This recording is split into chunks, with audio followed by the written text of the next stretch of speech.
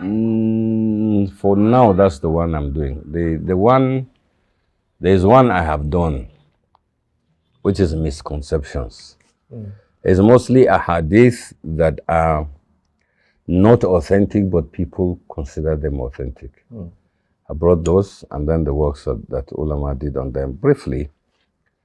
And I was chronicling that in his Facebook at the time, and people showed a lot of interest. So I compiled it into a small booklet like that.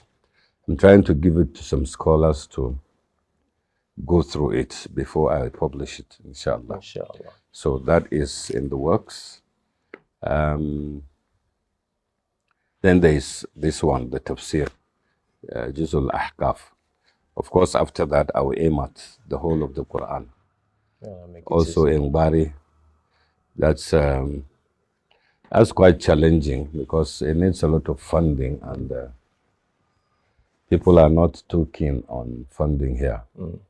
So we're having challenges with that, a lot of things. But alhamdulillah, we're going through gradually. May Allah make it easy. And there are other works I do also in English. Like I have, I don't know, I was looking for copies. I think they are sold out or something. Copies of my poetry book in English, and the Preparing for Life After Death. You've seen that? No. Have you seen that? Okay, you have a copy. Okay, so I don't have to give you another copy. Actually, so those are some of the books I've written. The poetry collection. I have another one waiting, but that is trivial compared to Islamic works, so I don't pay too much attention to that. Even though it has its use too, because it attracts the Mboko. You know Mboko? Those who are more swayed by westernization than this thing. It attracts them to you, and then you get the opportunity to do dawah to them through that means.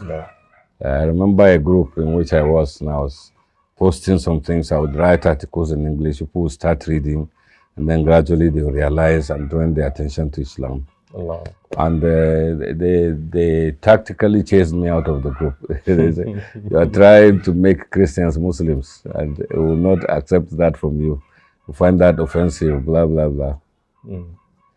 So I've found that that also helps dawah. So sometimes you act as though you're being secular, but you're actually trying to reach an audience that ordinarily you would not have had if you had not stepped on their terrain.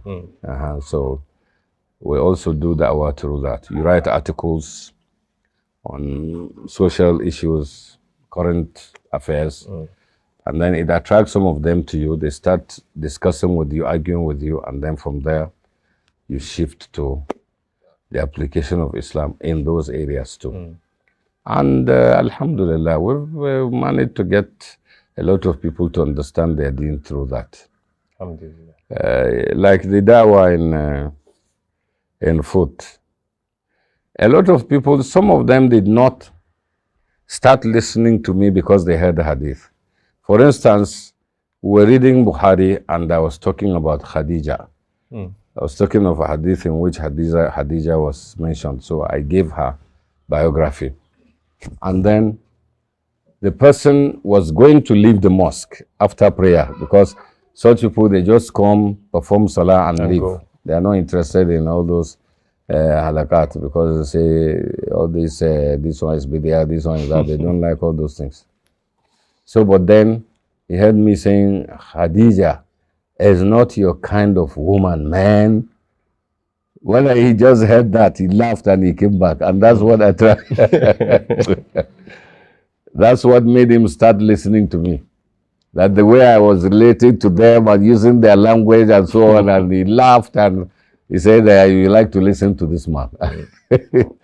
And that's how he became a Sunni, kept his beards, and after some time, without even realizing when he became so. No, of course.